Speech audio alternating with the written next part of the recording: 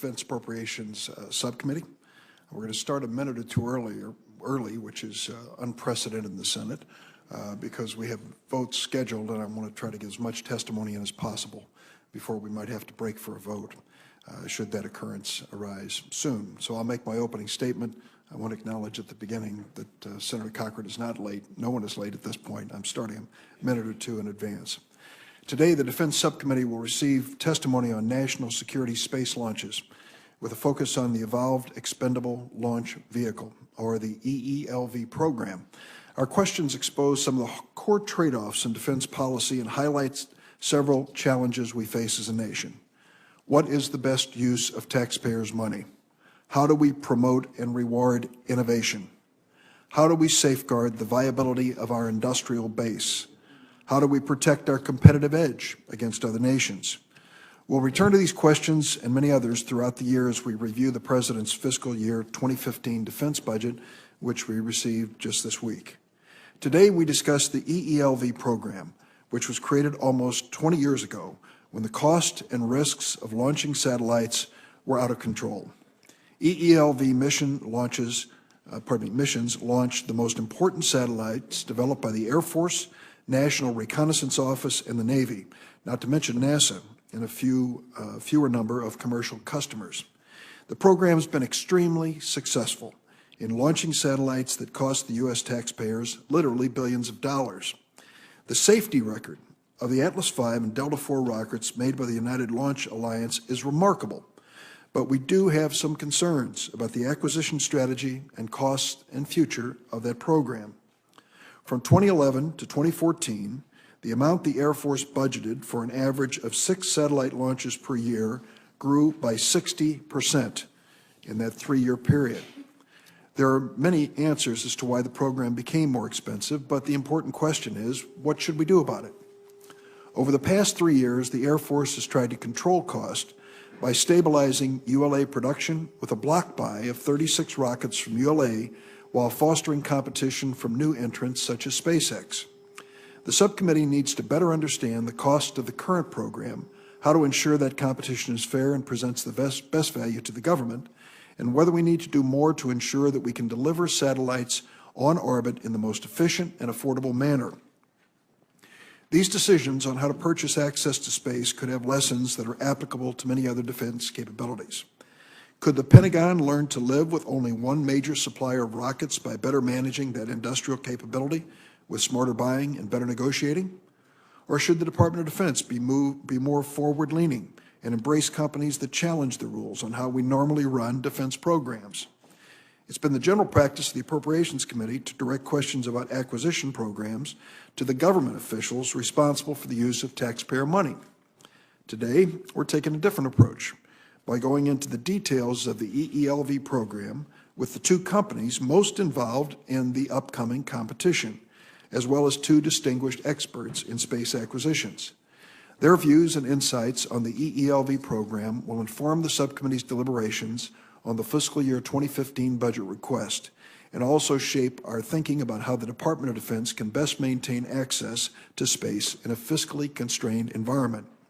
I'm going to welcome our witnesses: Christina Chaplin, Director of Acquisition Sourcing and Management at the Government Accountability Office; Michael Gass, President and CEO of United Launch Alliance; Elon Musk, CEO and Chief Designer of Space Exploration Technologies; Dr. Scott Pace, Director of the Space Policy Institute at the Elliott School of International Affairs, George Washington University.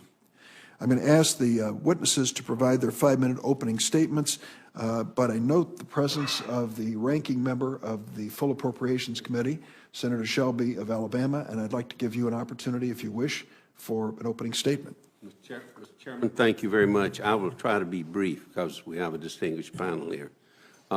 Delivering national security satellites safely to orbit is one of our most important national security missions. This requirement is precisely why the Department of Defense focuses on mission success and reliability in the Evolved Expendable Launch Vehicle, or what we call EELV program. This focus and the work of the EELV sole source contractor, the United Launch Alliance, has resulted in 68 consecutive successful missions. 68 consecutive successful missions. I recognize this achievement, not just as a senator from Alabama, where the ULA performs its engine assembly work, but as someone who has watched the defense industry for decades and knows that a 100% success rate is no small feat. As the Department of Defense moves forward with a new acquisition strategy for the EELV program, I believe we must ensure that the program's record of success is maintained. Much of today's discussion will focus on competition, and I agree that competition typically results in better quality and lower price contracts. But the launch market is not typical. It is limited demand and is framed by government industrial policies. And while the goal of competition is to lower the cost of access to space, which I think is good, combined with the need to maintain performance and reliability, such as we have today, competition may not actually result in a price reduction for the federal government. I believe that much of the cost associated with the EELV program today can be attributed to the Department of Defense decisions about the structure of the program, including the practice of purchasing one launch vehicle at a time rather than a lack of competition. Simply modifying this buying strategy alone and moving into a new block buy approach has already resulted in significant savings and will ultimately be saving billions of dollars. The Air Force, for example, has estimated $4.4 billion savings so far. The wise stewardship of taxpayer resources is essential in all government programs, and oftentimes competition is key. In this case, the safety and security of our national security payloads is paramount. I'm not convinced yet that a wholesale change in the EELV program is the answer when we have witnessed significant results from a minor modification to purchasing practices in the existing program. But I do look forward to the testimony of our witnesses on the role of competition in this unique market and in exchange as to why a sea change in the program is necessary to achieve savings if it is. Thank you, Mr. Chairman. Thank you very much, Senator Shelby. And now we'll have our witnesses give an opening statement. Their written statement will be made part of the record. If they'll take 5 or 6 minutes to summarize it, we can then open it to questions. And the first person to testify, Christina Chaplin, as I mentioned, Director of Acquisition Sourcing and Management at the Government Accountability Office, which has done a comprehensive review of this issue, which I commend to my colleagues and those who are following this debate. Ms. Chaplin, please proceed. Mr. Chairman, thank you for inviting me today. I'm very pleased to be here to discuss the ELV program. The program itself has been through different contract arrangements and acquisition strategies. There was competition at the beginning of the program with the aim of ultimately selecting one company, though the government opted to keep 2 companies based on the assumption that there would be a surge in commercial demand that would allow the government to benefit from lower costs. Fixed price contracts were used also in the early part of the program, and the government was able to benefit from prices that were lower because the companies purchased items in bulk, key items in bulk, in anticipation of the predicted high demand of the commercial market. After the commercial market did not materialize as expected, however, there were several significant changes. 2 suppliers merged into one. The government began using a fixed price contract to acquire launch services and a cost-type contract to acquire the capability to launch that hardware. In view of launch failures that occurred in the late 1990s with the Heritage Launch Program, the government placed most of its focus on mission success and not as much on controlling costs. And as you mentioned, there has been a good record of success since then. In 2011, the Air Force embarked on the block buy strategy in anticipation of significant price increases. However, the GAO found that the government did not have the knowledge it needed to make such a significant commitment, particularly with respect to program costs and the launch industrial base. At the time, there were also mixed views within DoD about the value and viability to introduce competition to help lower prices, but DoD ultimately set out to do so. Since our 2011 report, DoD has made strides in gaining knowledge about costs and other issues surrounding the ELV, and it has achieved significant savings in negotiating the block buy. There may be a debate as to the validity and extent of the savings, but we do know that the DoD performed the analyses and the studies that better armed it for negotiations. Further, the program now benefits from auditable business systems and greater oversight. DoD deserves much credit for these efforts. There were also significant positive changes in the new contracts, but the basic way of acquiring launch services remained the same. There's a fixed price arrangement for the vehicles themselves and a cost arrangement for the capability to launch the vehicles, which includes things like systems engineering and integration. It is important to keep in mind that the capability contract maximizes the government's flexibility, which is beneficial when there are delays in satellite deliveries. The block buy contract is for 35 rocket cores, and DoD plans to compete up to 14 cores starting as early as 2015. There are a number of ways DoD could run this competition. We looked at 2 ways at each end of the spectrum for some recent work we did for the Congress. One is to contract similar to the way it currently contracts with ULA. The other is to follow a commercial approach. My statement details the benefits and challenges of both. In short, if DoD contracts similar to the way it contracts with ULA, DoD could retain insight into contractor costs and pricing data, which would lend itself to a better bargaining position in future negotiations. But this approach could also add costs. For the new entrants, including a cost-plus portion in bid proposals, for instance, would require them to develop and install new business systems to fulfill government data requirements. If DoD followed a commercial approach, it could have an avenue to decrease launch prices and increase efficiencies. However, it would also likely lose access to contractor cost and pricing data and some flexibility in rescheduling launches if satellites delivery skip. We did not recommend an approach. It is not GAO's role to do so, and there are other possible approaches. The goal of introducing competition is being achieved, though the competitors may prefer different paths. The factors that DoD will need to weigh as it makes its choice likely include the need to maintain a high degree of reliability, as the satellites being launched are expensive and are vital to national security, the need for flexibility in launches, the importance of retaining cost and pricing data, the need to keep costs down, and considerations about the future government's demand for launch services. This concludes my statement, and I'm happy to answer any questions you have. Thank you very much, Ms. Chaplin. We will have some questions, but next we're going to hear from Michael Gass, President and CEO of United Launch Alliance. Mr. Gass. Chairman Durbin, Ranking Member Cochran, members of the subcommittee, thank you for the opportunity to appear today to talk about the EELV program and the future of space launch. On behalf of the men and women of United Launch Alliance and the entire EELV supply team, we are honored to be entrusted with the responsibility of safely delivering critical national security capabilities to orbit. ULA also supports customers outside of national security. For NASA, we have launched science missions to the Moon, Mercury, Jupiter, and Pluto, and even sent the rovers onto Mars. Our customers extend beyond the government to commercial sector, with 9 commercial missions to date and several more on the manifest. I am also pleased to report that ULA and the government team have consistently delivered 100% mission success, over 68 times since the inception of the program, delivering over $60 billion of taxpayer-funded satellites. We are currently at a tempo of one launch every month. ULA's Atlas V and Delta IV are the most powerful and most reliable rockets in the world.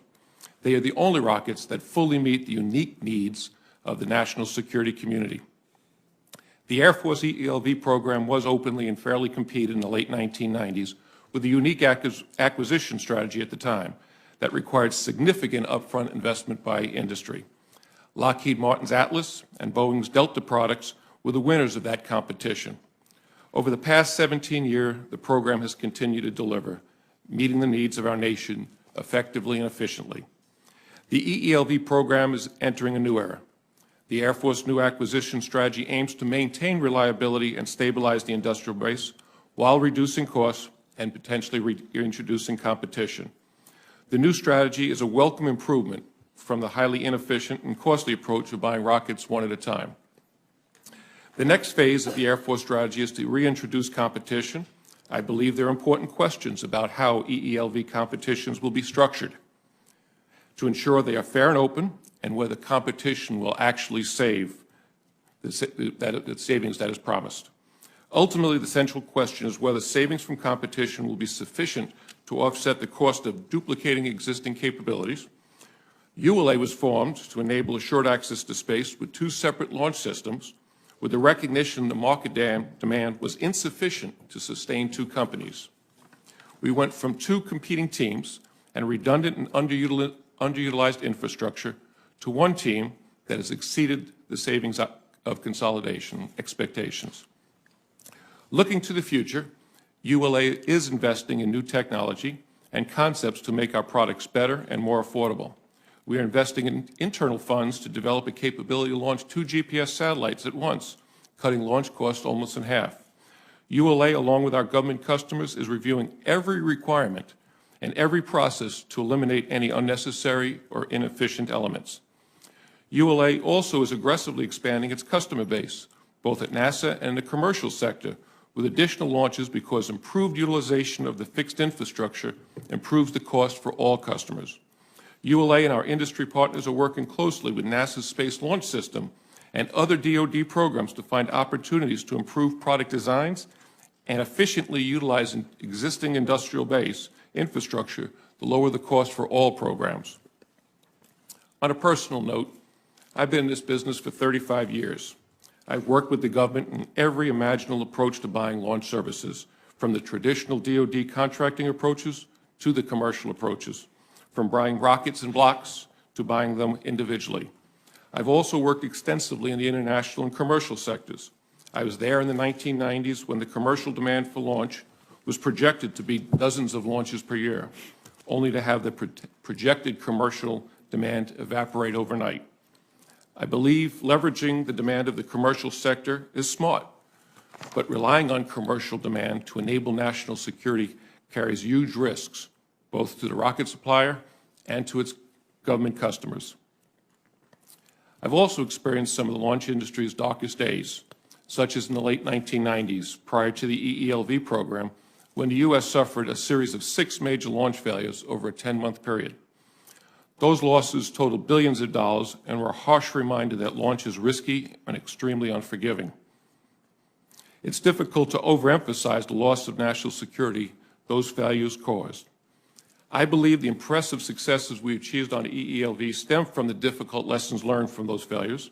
These lessons include sustaining a laser focus on technical rigor and the importance of open and transparent relationship with our government customers and the acquisition strategies that align with customers' priorities. In summary, I believe the EELV program has been a major success for the nation. We will continue to provide the assured access the nation needs to deliver critical capabilities to orbit reliably and on schedule. We look forward to working with our government customers to further drive down cost without compromising the reliability and readiness. Thank you for the opportunity, and I look forward to your questions. Thanks, Mr. Cass. Elon Musk, CEO and Chief Designer of Space Exploration Technologies, the floor is yours. Thank you. Mr. Chairman. You want to turn on your, there we go. Mr. Chairman, Ranking Member Cochran, members of the committee, thank you for having me here today. SpaceX was founded to make radical improvements to space transport technology, with particular regard to reliability, safety, and affordability.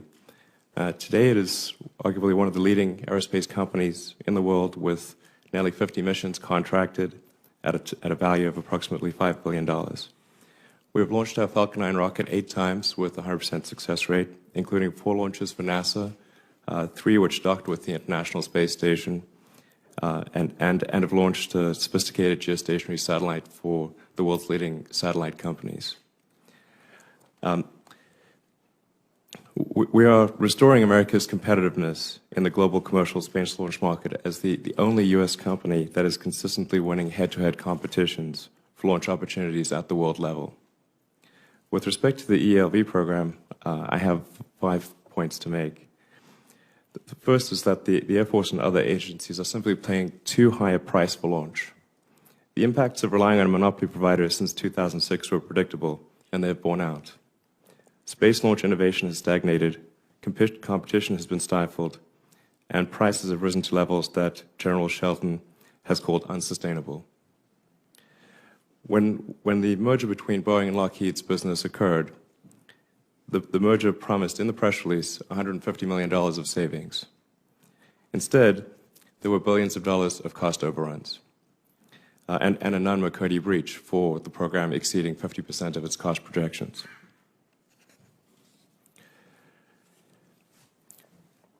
According to congressional records, in FY13, the Air Force paid an average of $380 million for each national security launch, while subsidizing ULA's fixed costs to the tune of more than $1 billion a year, even if they never launch a rocket. By contrast, SpaceX's price is well under $100 million, meaning a savings of almost $300 million per launch, which in many cases would pay for the launch and the satellite combined. So if you took something like a GPS satellite, which is about $140 million, you could actually have a free satellite with the launch. So our launch plus the satellite would cost less than just their launch, which is an enormous difference. And we seek no subsidies to maintain our business. To put this into perspective, had SpaceX been awarded the missions ULA received under its recent non-competed 36-core block buy, we would have saved the taxpayers $11.6 billion. Competition, point number 2, competition is coming to the national security market. This has been acknowledged. And we are ready to compete for that. In order to be certified as an ELV provider, SpaceX has had to meet a number of requirements that were never demanded of the incumbent provider. We were required to successfully launch 3 flights of our upgraded Falcon 9 vehicle, which we achieved in January. Under our ELV certification agreement, we're undertaking vigorous engineering reviews with the Air Force. To date, we've delivered more than 30,000 data items to the Air Force and provided total access to our internal systems to more than 300 government officials for certification. And we hope to complete that certification this year. And point number 3 is we really believe that robust competition must begin this calendar year. We applaud the early steps the Air Force and NRO have taken to reintroduce competition into the ELV program. In 2012, the Air Force, under direction from the Secretary of Defense, committed to competing up to 14 missions, with 5 missions available for competition this year. Of course, we would greatly have preferred that the Air Force open all of its missions for competition. And we have serious concerns that the 5 missions that will be competed this year will not actually be, that these 5 missions will not actually be awarded this year. We've recently learned that perhaps only 1 will be awarded this year. Point 4, with the advent of competition, a launch should really be viewed as a commodity, and any competition between new entrants and ULA should properly acknowledge the launch subsidy received by the incumbent. Consistent with federal procurement regulations and DoD acquisition directives, when a competitive environment exists, the government should use firm fixed price FAR Part 12 contracts that properly incent contractors to deliver on time and on budget. That means eliminating the $1 billion subsidy, annual subsidy to ULA, which creates an extremely unequal playing field. And the final point is that our Falcon 9 Falcon Heavy launch vehicles are truly made in America. We design and manufacture the rockets in California and Texas with key suppliers throughout the country and launch them from either Vandenberg Air Force Base or Cape Canaveral Air Force Station. This stands in stark contrast to the United Launch Alliance's most frequently flown vehicle, the Atlas V, which uses a Russian main engine and where approximately half the airframe is manufactured overseas. In light of Russia's de facto annexation of Ukraine's Crimea region and the formal severing of military ties, the Atlas V cannot possibly be described as providing assured access to space for our nation when supply of the main engine depends on President Putin's permission. Given this development, it would seem prudent to reconsider whether the 36-core uncompeted sole source award to ULA is truly in the best interest of the people of the United States. I thank the committee for this opportunity and look forward to addressing any questions. Thank you very much. Our last witness, Dr. Scott Pace, Director of Space Policy Institute, Elliott School of International Affairs at George Washington University. Dr. Pace. Okay, thank you, Chairman Durbin and Ranking Member Cochran, members of the committee, for providing this important opportunity to discuss the topic of national security space launches. As called for in U.S. national policy, the United States and the DoD in particular need to decide how it best assures the existence of, quote, 2 U.S. space transportation vehicle families capable of reliably launching national security payloads, unquote. A space industrial base meeting all government needs cannot presently be sustained by private market demand alone. Thus, a significant degree of government support will be necessary for the foreseeable future.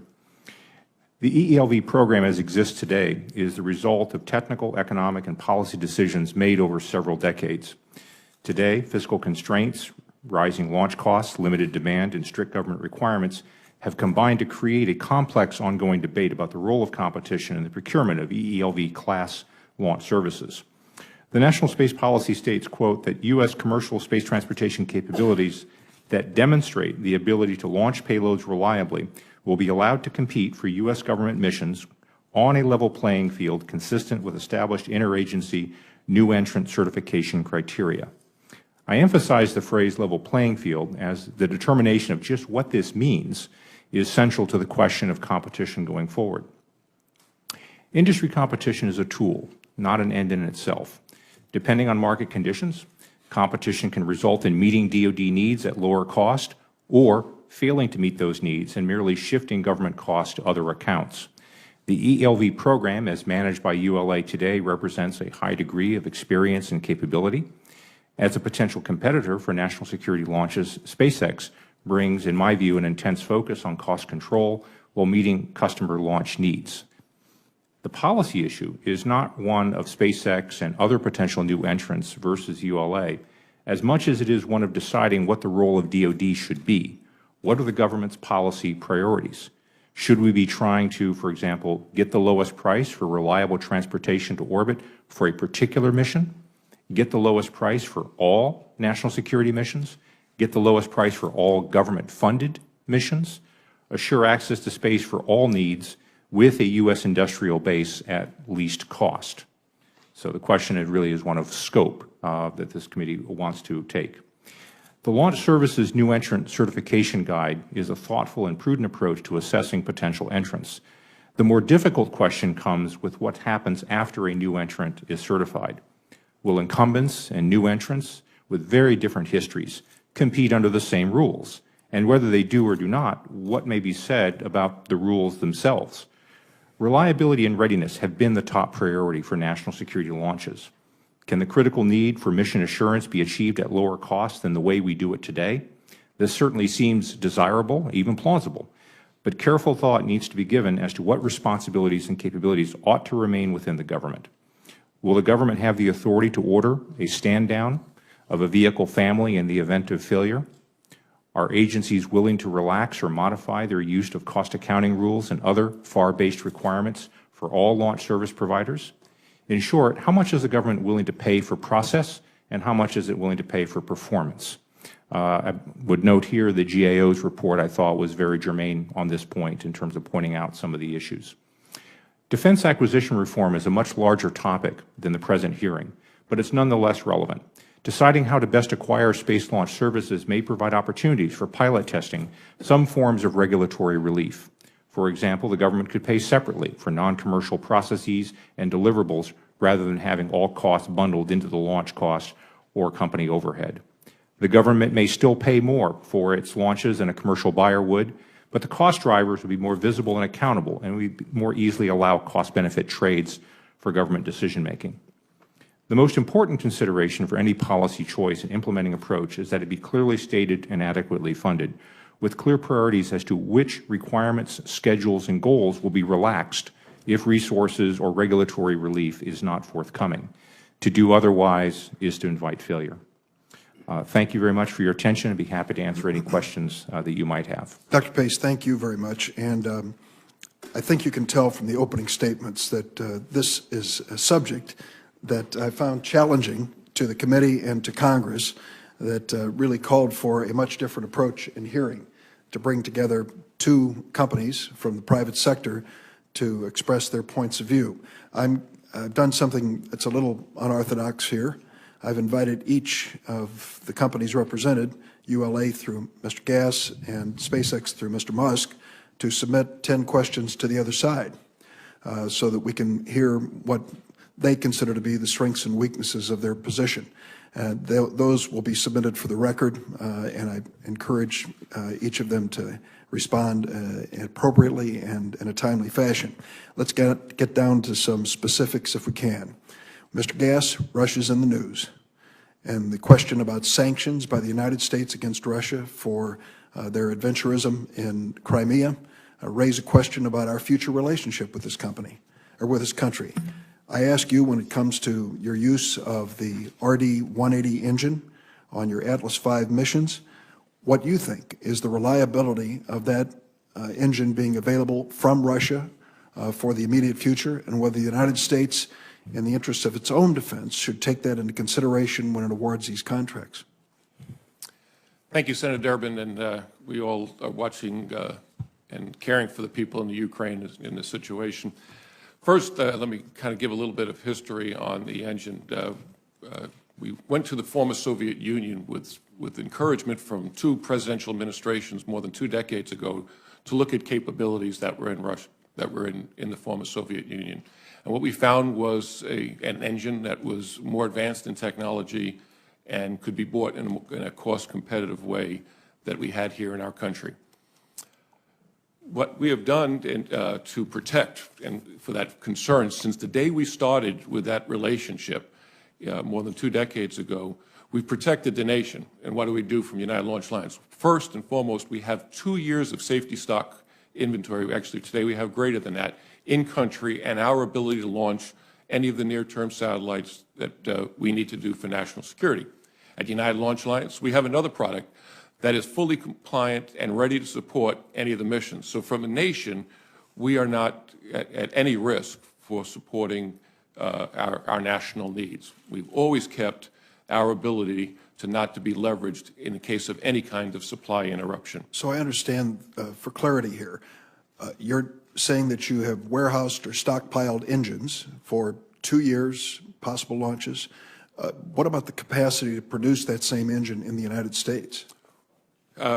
Thank you, Senator Durbin. We have, as part of the deal that we signed with a company called RD Amros, was a joint venture of United Technologies and the company in Russia called NPO Energomash. We had a business deal where we could co-produce that engine.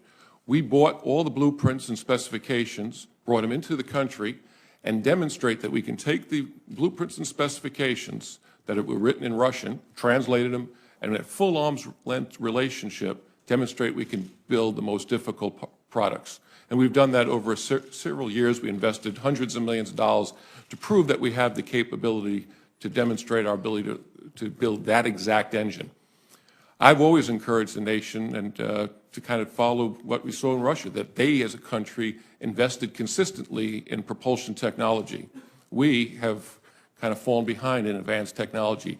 When we went to Russia, there were things that they were doing that we found in our textbooks said was impossible. So, you know, it just shows that you can break the bounds of technology, and we have the ability now that we know how to do it and ready to do it. The people at United Launch Alliance and industry, the work that's being done at Marshall Space Flight Center and at the Air Force Research Labs has been pushing our envelope of technology. We need to stay on that constancy of purpose. Mr. Musk, one cannot help but be impressed by the numbers that you've given us in terms of the cost of your product measured against ULA. We start with the premise that Senator Shelby noted. ULA has a flawless record. It's been able to achieve the goals that we've set for them time and time and time again. Your suggestion is we've paid dearly for it and could pay a lot less now. I guess the question I need to ask, the premise of this, goes back to the creation of ULA. Do you believe it is possible to maintain 2 companies in competition for future launches? And could your company, with a record of success but more limited because of the time that you've been around, be able to compete without, for example, commercial business to sustain you when government budgets cannot? Yeah, absolutely. First, I should mention that the premise of perfect success is not quite correct for ULA. It is they certainly have a very good track record, but the first Delta IV Heavy failed, and there was a partial failure of one of the Atlas missions, which resulted in a satellite having reduced life. So it's certainly a good, but it's not quite correct to say it would be a flawed premise to say that it's perfect.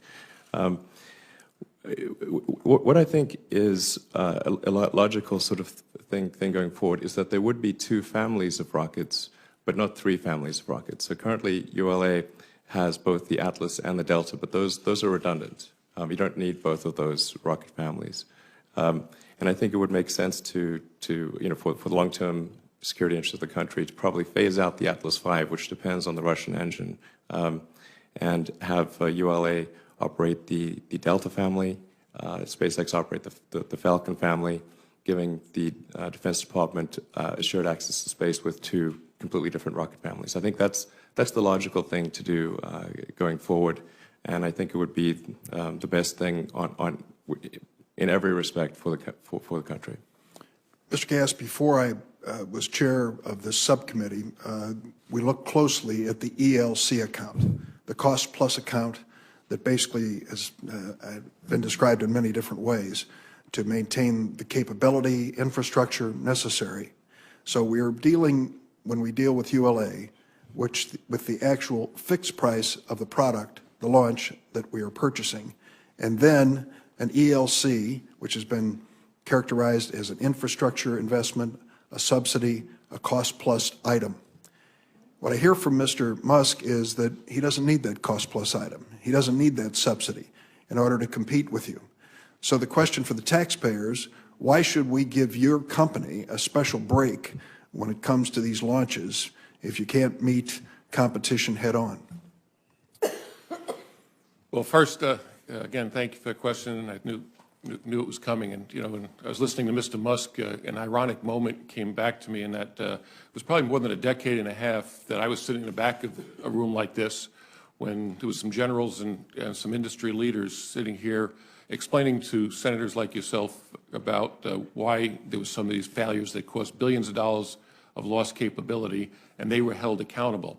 And most of them, their careers ended, and we changed the acquisition strategy. And the ELC was an outgrowth of that event. And I want to put you in the shoes of the director of the National Reconnaissance Office and the Air Force in 2004. The two companies competed. We were on a FAR 12 fixed price type contract, as Mr. Musk was advocating. All the national security satellites that Congress funded that were being new starts was significantly behind schedules. The capabilities in orbit were significantly deteriorating. The satellites, we were not sure when they were going to come out of factories. They were going through final tests. They were having problems. And the nation needed the launch vehicle company to stand ready. Whenever that satellite came, the nation needed that satellite to be launched successfully whenever it was ready. In a fixed price business, we were losing money. There was no satellites to be launched. We had people standing around. We would have furloughed our workforce for a while and come back when there was enough demand, when those satellites were ready, pool up the demand. So we had to come up with a solution that provided the national security capability. So the ELC is just that capability that gives the flexibility to the warfighter to make the critical decisions when they need it. It's categorically not a subsidy. I wish I had a contract that Mr. Musk has, that he has from the NASA commercial cargo activity, much better for making us competitive in the true commercial market, because it doesn't come with any of the constraints and burdens of accounting that I think Ms. Chaplin articulates, that comes with a lot of restrictions. So ELC is not a subsidy. It's about providing national security capability with the laser focus on mission success. And I would also encourage the committee to think about it as a pendulum. We swung at one point in time to a very commercial model. We swung to a very classical DoD contract, and the pendulum is moving back to a middle. We need to find that right equilibrium that brings that balance of critical missions and it promotes cost competitiveness. Thank you. I'll have some more questions in the second round. Senator Cochran. Mr. Chairman, thank you very much for convening this hearing. It's obviously very appropriate and timely. I wonder what the reaction of the panel is to the Air Force's new strategy to reintroduce competition in the ELV program. At the same time, recognizing that we have significant mission success, which has been achieved by United Launch Alliance, the sole source launch provider since 2006. What is your reaction to that situation? Should we continue to support this as it is, or should we make changes? Like to go first? Who would you like to answer this, sir? Whoever wants to answer it. I think when we did our report in 2011, the idea of having competition in this program arose. And over time, DoD did recognize that this was a way to lower costs. The costs were a real issue back in 2011. Just to quote Frank Kendall, who is the acquisition leader at DoD, with no threat of competition, DoD, the ELV, and the prime contractor are in an important negotiating position and pay the price demanded. So competition is one avenue to put pressure to lower prices. It's not the only avenue. The other avenue is to gain insight into cost and pricing and to take actions to gain more efficiencies within the program you have. The Air Force is doing both. They've also, the NASA side uses competition to do its launches. It works pretty effectively, and ULA and SpaceX are both used to working under those arrangements. It's worked well for another government agency. Mr. Gass, you have an impression to share with us? Absolutely. The measure of success should not be how widely competition is employed, but how wisely competition is employed.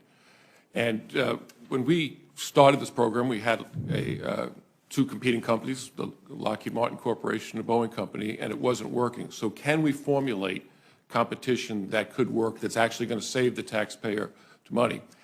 And when you deal with the limited demand of the nation and some of the unique requirements that the nation is, how are we going to have that competition to be on a fair and level playing field? Some of the most unique missions clearly don't need multiple capabilities in this country. And if we talk about fair and level competition, is it 2 companies? Is it 3 companies? Is it 4 companies? When does it stop? And how do you limit other companies from wanting to participate and taking a niche of the product? I shared the story of when I was here about a decade and a half ago. I was running a program called the Atlas II. It was supporting DoD programs on a far competitive basis. When we were launching basically the military satellite constellation, we had a block buy of Discus and UHF, which have been replaced by the WGS and MUOS in today's constellation. We had a block buy, fixed price, commercial contract. With that contract, we were able to compete for NASA for commercial missions fairly successfully. After those disasters, I was promoted, and I now had many launch capabilities. And I was cleared for some classified missions and recognized those missions can't work in a competitive commercial environment. Those capabilities are so unique that it just would not work. It would cost the government excess funds to stand up multiple companies to have that redundant capability. I always go back when I share with acquisition officers a story. Many years ago, I worked on the Tomahawk cruise missile program, and the country wanted to dual source and have competition. Well, the demand wasn't there. They told the companies, you're going to stay in business, and it quickly became a competition to win the losing share. There was no incentive to win the majority share, because if you don't have a winner-take-all, survival of the fittest kind of competition, and you know that you're going to be kept around, it also doesn't work. Ms. Chaplin talks about the lessons learned and the balance. I'm all for that pendulum moving to the right spot for our nation and delivers taxpayers a better and a more efficient activity. Thank you.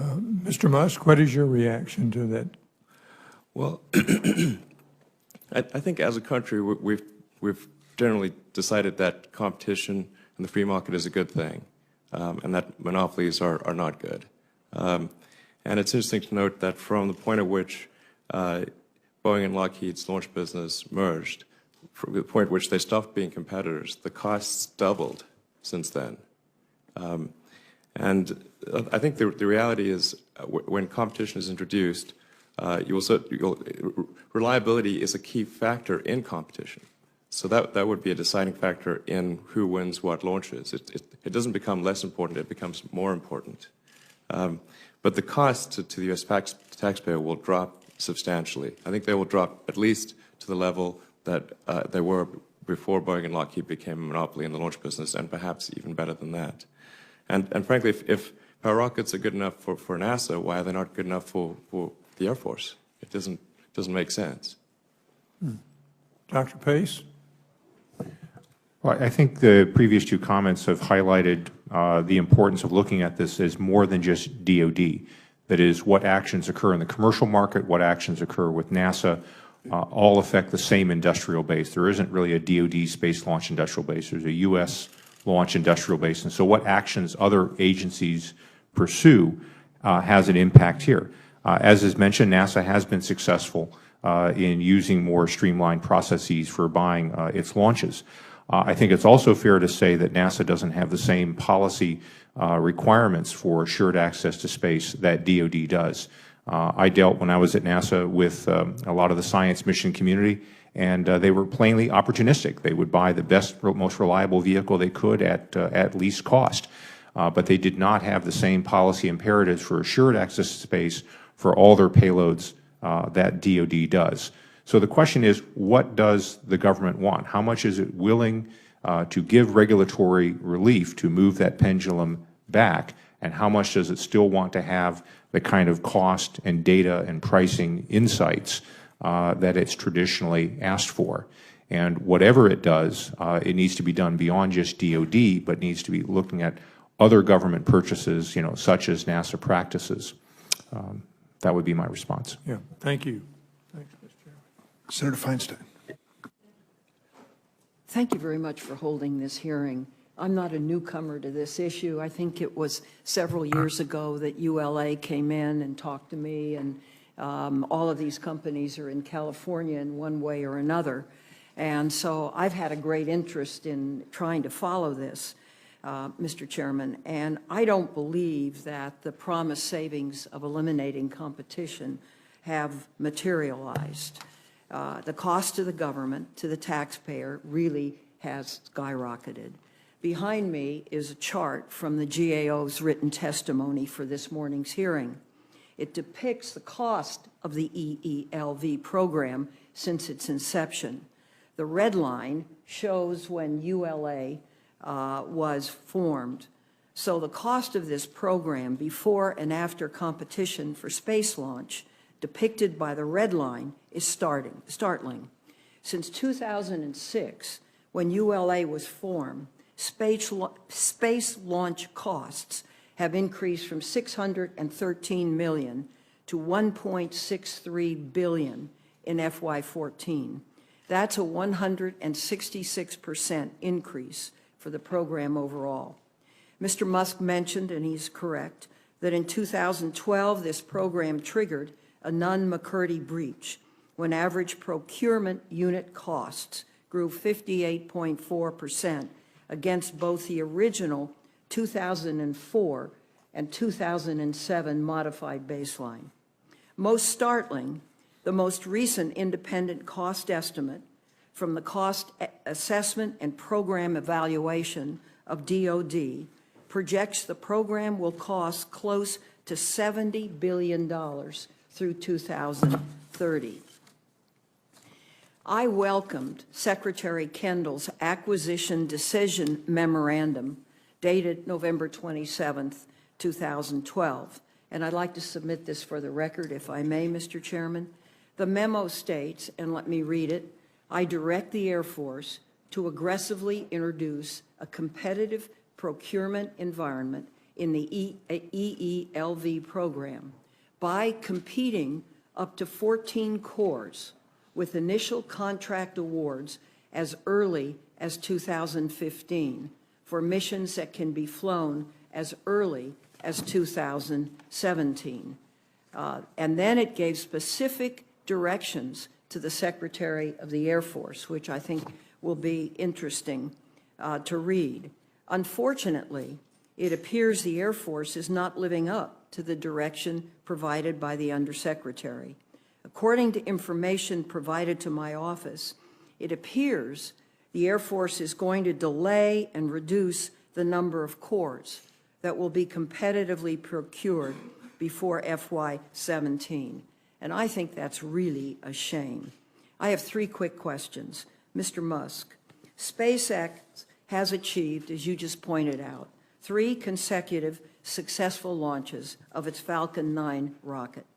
That's the major requirement for being certified for competition for EELV contracts by the Air Force. So what challenges, if any, do you expect from the Air Force certification process? The Air Force certification process appears to be going quite well, and we're not aware of any issues that would prevent us from being certified to fly missions and completing that certification this year. We are concerned about any delays in the contracting, and hopefully those delays don't materialize.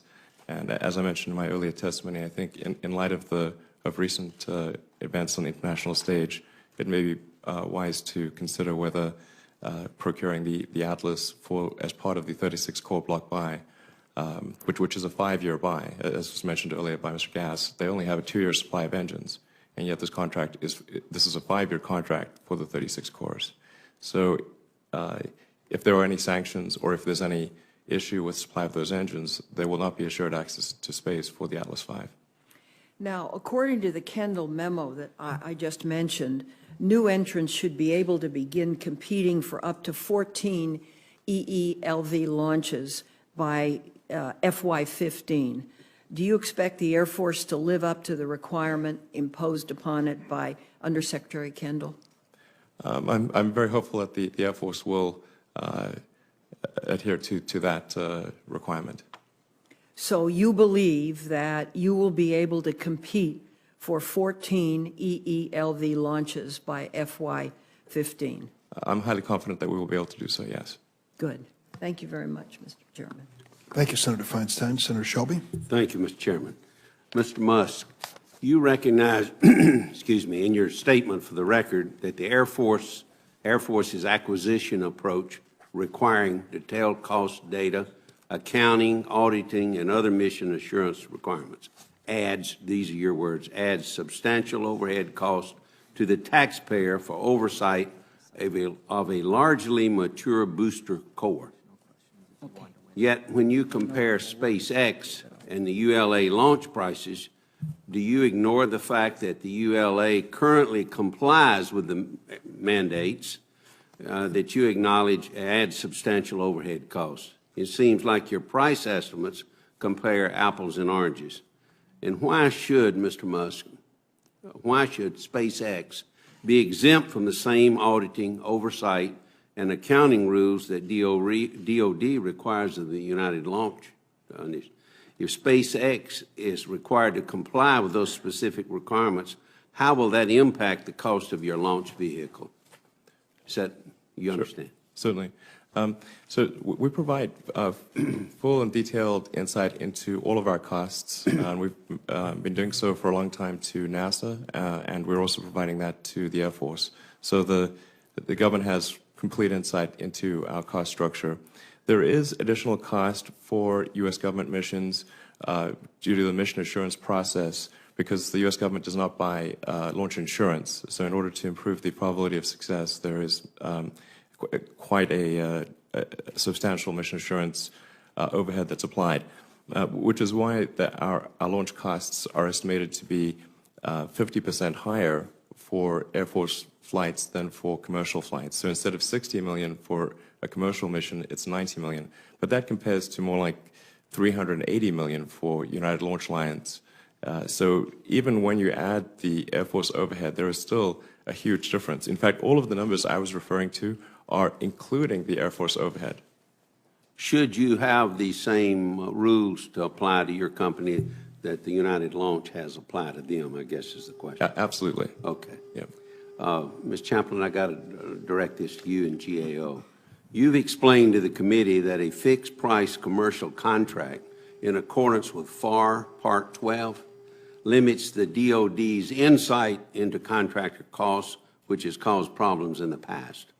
Could you describe for the committee the problems that have occurred in the past and your view of the utility in ensuring that DOD continues to acquire detailed cost data going forward? whoever's doing it. Okay. I would like to say when there was commercial contracts used at the beginning of the EELV program, the suppliers did not have to follow those requirements. When the EELV program transferred into using a cost-type arrangement for one of its contracts, then they were required to have those systems. And the reason those systems are there is when you have a cost-type contract, the government needs to validate those costs. They're not just paying some price. They are paying the costs incurred. So you need standard certified systems to ensure those costs incurred are valid. They include things, overhead, pensions, everything that's allowable that the company incurs while it's making that product or producing that service. If going into this competition, DoD chooses the commercial approach, those requirements will not be required of either party. If they choose the approach they're using now, the requirements will be imposed on both parties. The systems do provide good data. They give you insight into costs. They give a uniform way of measuring. They help impose discipline on a program. There's a lot of value, and it was a long, hard fight to get those in the current program. It was not easy. It's not an easy accomplishment to do. After a time period where you weren't required to do that, that was also tied to these lot buys early on in the program. So it's reasonable why that wasn't required in the very beginning. So there's value to these requirements, but under a commercial approach, the bottom line is price, and those requirements wouldn't be required of either party. Mr. Musk, would you concede that 68 consecutive launches is a great record? I would, although I'd like to point out that there were two highly publicized failure investigations, one for Delta IV Heavy, one for Atlas. The Air Force conducted failure investigations. ULA has a very good track record. It is just not quite as perfect as 68 perfect launches. Mr. Gass, you have any response to that? We measure the mission success by our customers' declaration. And so if they declare that the satellite and the mission is a success, we use the same record. And why it's important, because our profit is tied to a mission success. If we don't deliver it, it's not only we forfeit our profit, but potentially get a penalty. So the declaration is about the on-orbit capability, and that's how we measure success. Mr. Musk, in October 2012, I believe this is right, a secondary payload aboard a SpaceX Falcon 9 rocket was sent into the wrong orbit because one of the 9 Merlin engines powering the rocket failed. What recourse did the owner of the secondary payload have in that situation to recover damages? In other words, what's next? What was next? Right. Well, by ULA's definition of success, that mission was perfect. No, that was perfect, although you went into the wrong orbit and so forth. You're right. Saying that's so the primary mission, which was to deliver the Cassiopeia satellite, was 100% successful. There was a secondary satellite that was an optional objective that was not part of the primary mission. But as I said, if you accept ULA's definition of perfect success, then that mission was perfectly successful. Mr. Gass? It would not be declared successful. If that was a contracted requirement, we would. He would say it was successful by his criteria, but you'd say it was not successful. Right. By yours. You know, we could have a debate about success, but if it's considered an experiment and the rocket was supposed to perform all the capabilities and it didn't, that's a different kind of business arrangement. But in our measure of success, we put margins in. The anomalies that Mr. Musk referred to that we had on United Launch Alliance was design margins. The margins came into play, and we were able to successfully deliver the satellite. It is an incredibly risky business, and everything needs to work perfectly. Dr. Pace, you have any comment on that? I would add more from as a former analyst, with NASA, that getting detailed understanding of the prices and costs. Prices we understood, I think, with SpaceX. Understanding all the costs, I think, was somewhat more difficult. SpaceX did not have, when I was at NASA, the detailed level of business accounting systems that we were used to on other projects. So we had a very robust dialogue with SpaceX people, and we got a lot of information. There's a lot of cooperation. But I would have to say that really understanding all those costs to the same level of detail was hard to come by. And so eventually in some areas we said, you know, there's some magic going on SpaceX. We don't fully understand, but we appreciate the results. Again, how much is the government willing to pay and impose on SpaceX on these contracts? If it's not willing to impose those kind of detailed reporting requirements, are they willing to relax them, you know, on other players? Thank you. Thank you, Mr. Chairman. Thank you, Senator Shelby. In this round, I'm going to take what I consider, after listening to the testimony and reading the background here, the best arguments on both sides and ask you each to address them. I'll preface my question to Mr. Musk as follows. In this new job, I'm traveling around the United States, seeing some amazing capacity that we have developed. Newport News, the very best when it comes to building submarines, aircraft carriers. Head up to Connecticut, helicopters. Wherever you go in this country, California as well, Boeing in the Midwest, you see some exceptional companies doing exceptional work, keeping us as safe as possible. And they all say to me, Mr. Chairman, if you keep cutting these budgets, we're going to be laying off the best workers in the world. And when you need us, if you ever need us, we won't be there. So you've got to find a way to maintain our capacity to build, even if we're not at war, even if our budgets are going down. When I heard Mr. Gass explain the ELC, I think that's what I heard. He suggested there was a time when the workers were idle. They weren't being called to have as many launches as they were in the past. And so the ELC, some call it a subsidy, some call it something else, is basically there to maintain capacity, even if the demand is not there. So let me ask you this. What kind of risk do we run as a country to jeopardize the capacity of ULA by eliminating the subsidy or not factoring it into the bid so that ultimately war, no war, good budget, bad budget, when we need them, they'll be there? Sure. Well, the reality is that today there's a steady cadence of Air Force and NRO missions every year. So you don't really have the wide difference that from one year to the next that you had in the past. So I think the prior justification of needing that for stability is no longer there, because there is a stable launch demand from the Air Force and intelligence community. Secondly, I go back to the point that there's really not a need for ULA to maintain two families of rockets, both the Delta and the Atlas. And given that the Atlas is dependent upon a Russian main engine, which can be cut off at any time, the logical thing to do is to eliminate the Atlas family, have the Delta and Falcon family, and that will provide the greatest amount of assured access and the greatest reliability and the cost savings that the government is looking for. Mr. Gass, you saw the chart that Senator Feinstein produced. When it comes to competition, it usually means lower cost.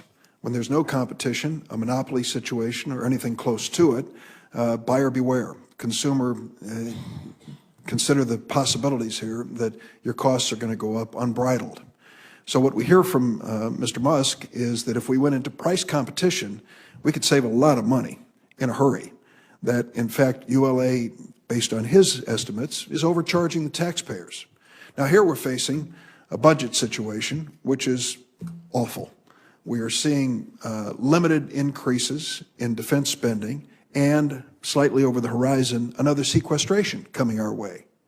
So why shouldn't we, as good stewards of taxpayers' dollars, say, well, let's put some competition in it. That's the American way. That's the free market. Let's make sure that ULA is not overcharging us. When we look at the mountains on Senator Feinstein's chart, it suggests that without competition, your costs have gone up dramatically. So why wouldn't the taxpayer be better served with competition? Thank you for that question. It's important. And may I ask you to put the chart back up? First, for the record, I heard Mr. Musk use all kinds of numbers that were categorically wrong, and I'll be glad to share with the committee the right calculation. I saw this chart last night in the GAO report when it was released, and I noted it as well, and that's an accurate representation of appropriation. It's not an accurate representation of cost or cost performance. Let me just point your attention to the red line. In a period of time, we were launching 1 or 2 a year. Satellites were late, and as you described, we were being paid for a capability to stand ready. As we go out to the outer years, we're now buying rockets and launching in about a 10 or 11 year. So if you just do division, all of a sudden it'd be different. The other thing that's interesting to note, that when we converted the contract in 2006, the stewards for this country, the acquisition professionals, required Lockheed and Boeing and then into ULA that when we signed up the contracts prior to that red line, there was losses. We actually had to give credits at about almost $1 billion that we took off the contract price so you didn't have to appropriate during that time, and the company took those losses because they were overly aggressive in the pre-red line activities with that expectation of commercial. So you talk about the good stewards of taxpayers, and I want to give a compliment to the incredibly hardworking acquisition professionals that go through the data and provide and make sure that the nation is getting a good value. But take me down to the basic question here. Price competition is going to give the taxpayers a lower cost, is it not? It can, if it's on a fair and open playing field and everybody has to have the same requirements. The problem with that statement is if everybody has to have the same requirements, and there's certain requirements that you don't need, there'll be excess capacity because there's just not enough work for two. And if everybody has to have it, it could create excess cost.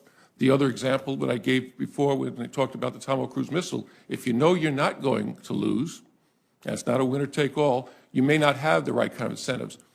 At the same time that Ms. Feinstein shows the increase in the appropriation, there was a period of time where we had a contract that was not incentivizing cost performance. We had what we call an award fee contract, where requirements could creep up. And as a company, an award fee, if we said no and pushed back on the requirements, you get negatively rewarded on your profit rate. Today, the Air Force fixed that. We have a very clear contract that's aligned on the priorities. That's one, mission success is a major portion of our profit, and we have a cost incentive contract on ELC. We have to year-over-year improve. We signed up to a greater than a 5% year-over-year improvement. It's already in the contract, and we're incentivized to improve upon that. And so it's the right kind of contract for the time frame. The period of time where the satellites were not coming on a regular basis is a different time frame than where we are today. I came into the building and talked to the DoD officials as early as 2008, seeing that things were going to get more stable, that we needed to change the acquisition strategy. And it took us to 2012 for us to do that, but it's on the right path. Senator Cochran? Mr. Chairman, thank you for convening this hearing. I think it's been a very helpful exercise. I have no further questions, but I want to compliment the efforts that the contractors are making to produce products which protect the security interests of our country at a reasonable price. To Mr. Gass, I'm trying to remember how many years ago we met, but it was quite a few. And when we met, I was surprised that this was essentially a monopoly. And I think we talked about it. And you assured me that these costs would go down. Now, if I understand you correctly today, what you're saying is, well, there are, we have to follow one set of restrictions and they follow another set of restrictions. And I don't quite understand this. Would you oppose an open competition if all the rules across the board were the same? Would ULA actually say, we don't want to compete with SpaceX? Absolutely not. Thank you. Absolutely not. ULA is ready and willing and able to compete on any field. See, I would think that would be your answer. And I would think that that would be satisfactory because, after all, competition is the American basic demand for the accordance of a contract.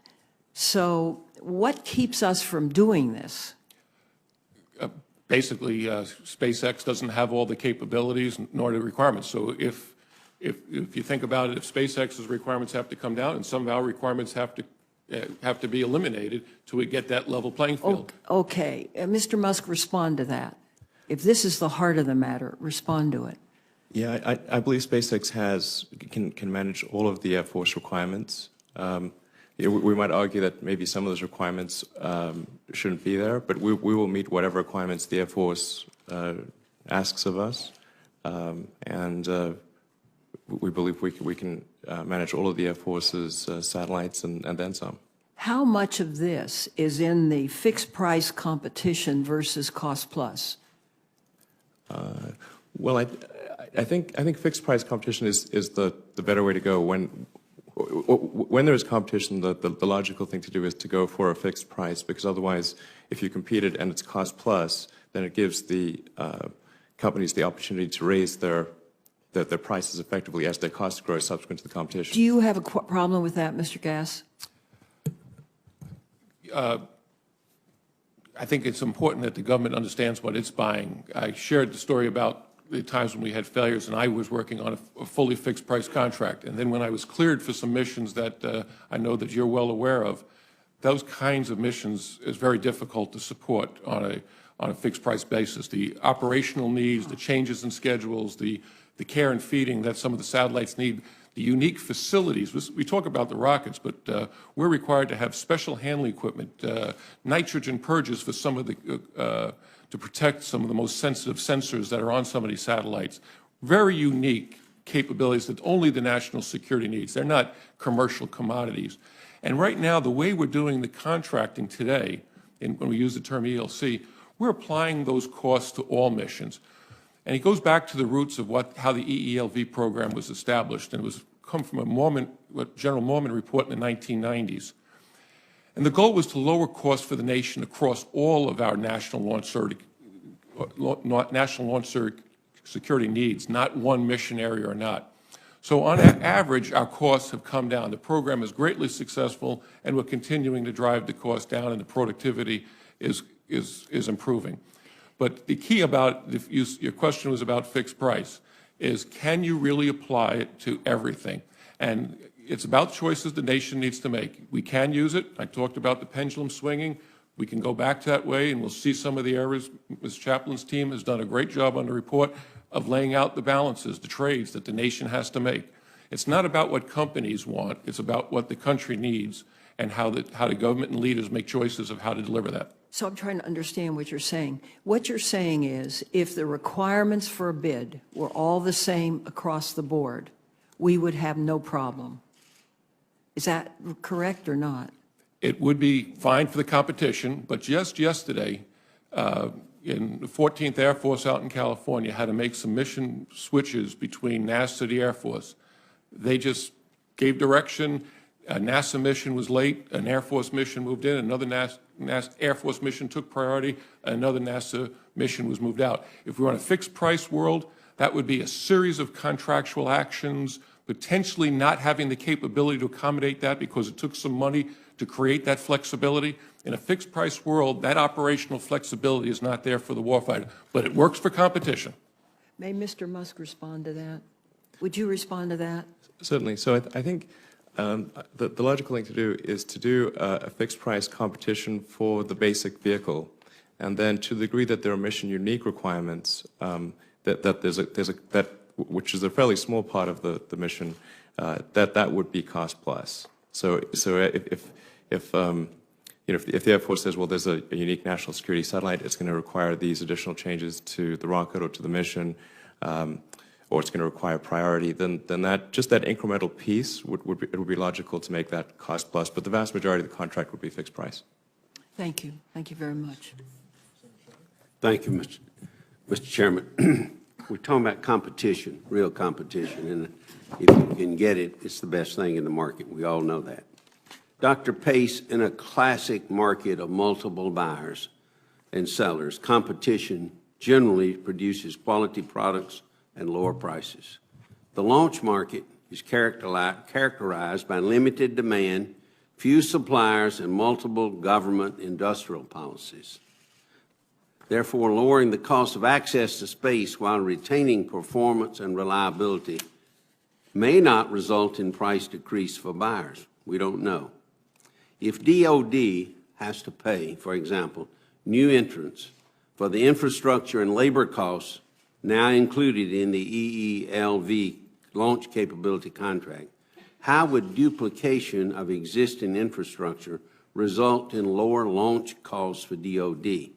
A lot of us are concerned that recreating the wheel could actually increase overall costs compared to what DoD is currently paying. Would you have a comment on that?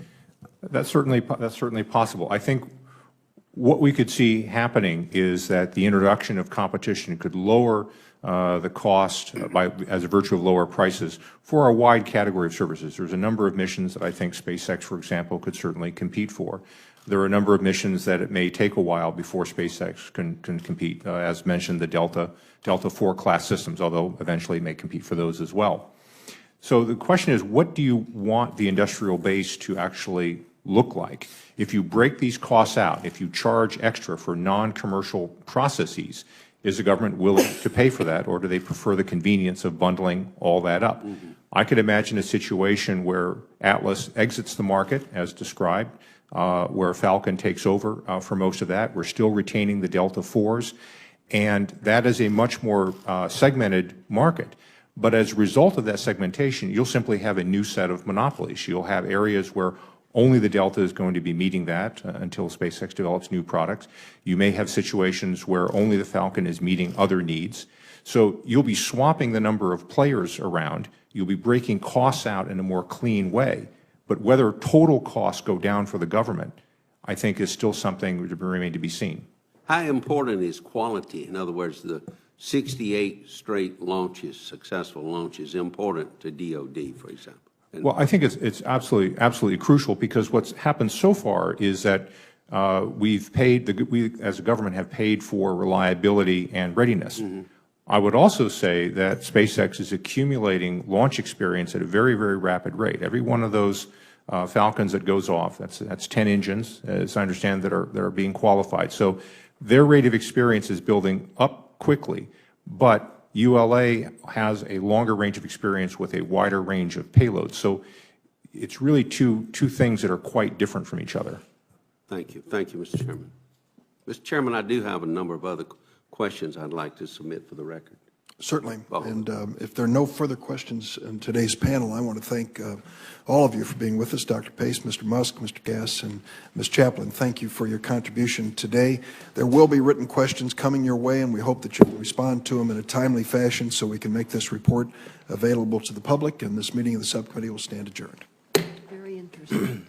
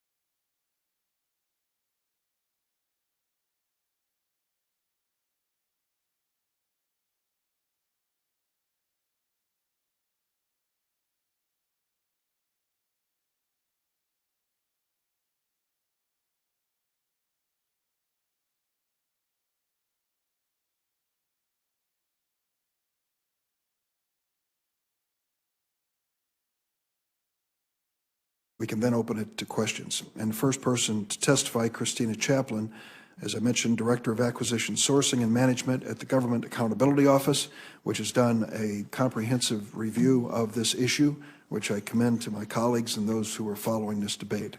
Ms. Chaplin, please proceed. Mr. Chairman, thank you for inviting me today. I'm very pleased to be here to discuss the ELV program.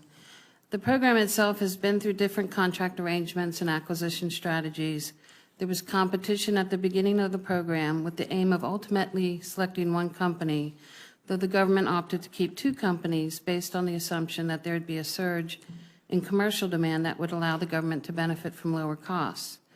Fixed price contracts were used also in the early part of the program, and the government was able to benefit from prices that were lower because the companies purchased items in bulk, key items in bulk, in anticipation of the predicted high demand of the commercial market.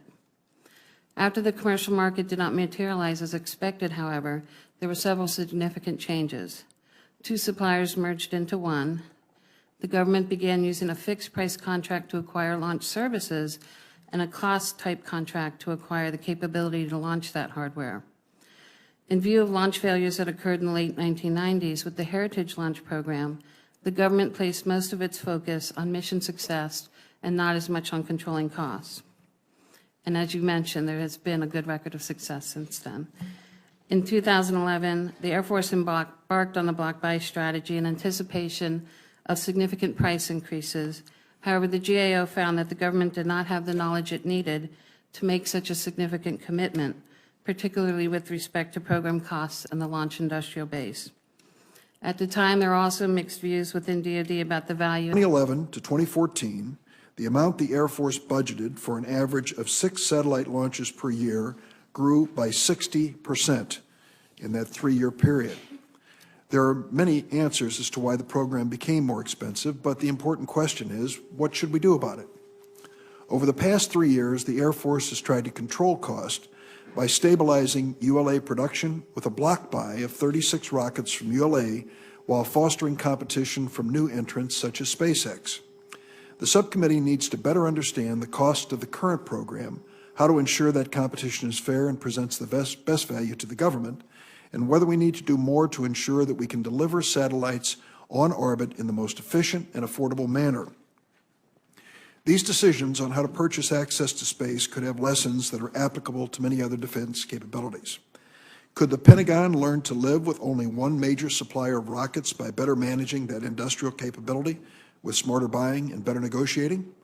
Or should the Department of Defense be more forward-leaning and embrace companies that challenge the rules on how we normally run defense programs? It's been the general practice of the Appropriations Committee to direct questions about acquisition programs to the government officials responsible for the use of taxpayer money. Today, we're taking a different approach by going into the details of the EELV program with the two companies most involved in the upcoming competition, as well as two distinguished experts in space acquisitions. Their views and insights on the EELV program will inform the subcommittee's deliberations on the fiscal year 2015 budget request, and also shape our thinking about how the Department of Defense can best maintain access to space in a fiscally constrained environment.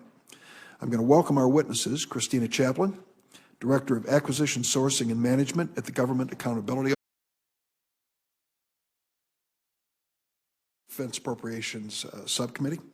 We're going to start a minute or two early, which is unprecedented in the Senate, because we have votes scheduled, and I want to try to get as much testimony in as possible before we might have to break for a vote, should that occurrence arise soon. So I'll make my opening statement. I want to acknowledge at the beginning that Senator Cochran is not late. No one is late at this point. I'm starting a minute or two in advance.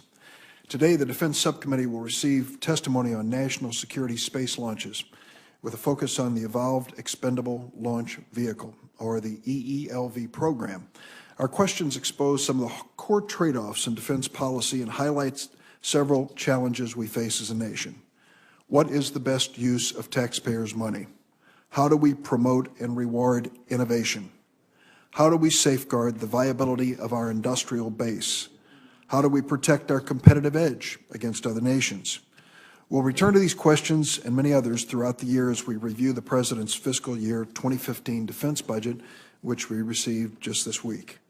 Today, we discuss the EELV program, which was created almost 20 years ago when the cost and risks of launching satellites were out of control. EELV missions launched the most important satellites developed by the Air Force, National Reconnaissance Office, and the Navy, not to mention NASA, and a fewer number of commercial customers. The program has been extremely successful in launching satellites that cost the U.S. taxpayers literally billions of dollars. The safety record of the Atlas V and Delta IV rockets made by the United Launch Alliance is remarkable, but we do have some concerns about the acquisition strategy and cost and future of that program. But the launch market is not typical. It is limited demand and is framed by government industrial policies. And while the goal of competition is to lower the cost of access to space, which I think is good, combined with the need to maintain performance and reliability, such as we have today, competition may not actually result in a price reduction for the federal government. I believe that much of the cost associated with the EELV program today can be attributed to the Department of Defense decisions about the structure of the program, including the practice of purchasing one launch vehicle at a time rather than a lack of competition. Simply modifying this buying strategy alone and moving into a new block buy approach has already resulted in significant savings and will ultimately be saving billions of dollars. The Air Force, for example, has estimated $4.4 billion savings so far. The wise stewardship of taxpayer resources is essential in all government programs, and oftentimes competition is key. In this case, the safety and security of our national security payloads is paramount. I'm not convinced yet that a wholesale change in the EELV program is the answer when we have witnessed significant results from a minor modification to purchasing practices in the existing program. But I do look forward to the testimony of our witnesses on the role of competition in this unique market and in exchange as to why a sea change in the program is necessary to achieve savings if it is. Thank you, Mr. Chairman. Thank you very much, Senator Shelby. And now we'll have our witnesses give an opening statement. Their written statement will be made part of the record. If they'll take 5 or 6 minutes to summarize it, office. Michael Gass, President and CEO of United Launch Alliance. Elon Musk, CEO and Chief Designer of Space Exploration Technologies. Dr. Scott Pace, Director of the Space Policy Institute at the Elliott School of International Affairs, George Washington University.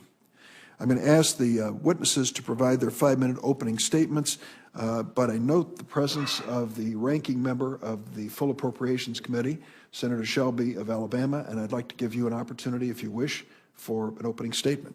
Mr. Chairman, thank you very much. I will try to be brief because we have a distinguished panel here. Delivering national security satellites safely to orbit is one of our most important national security missions. This requirement is precisely why the Department of Defense focuses on mission success and reliability in the Evolved Expendable Launch Vehicle, or what we call EELV program.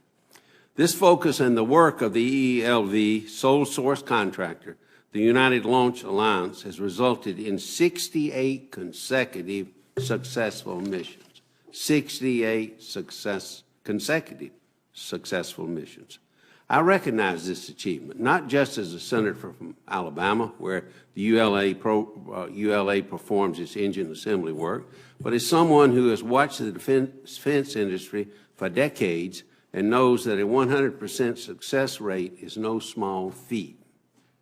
As the Department of Defense moves forward with a new acquisition strategy for the EELV program, I believe we must ensure that the program's record of success is maintained. Much of today's discussion will focus on competition, and I agree that competition typically results in better quality and lower price contracts.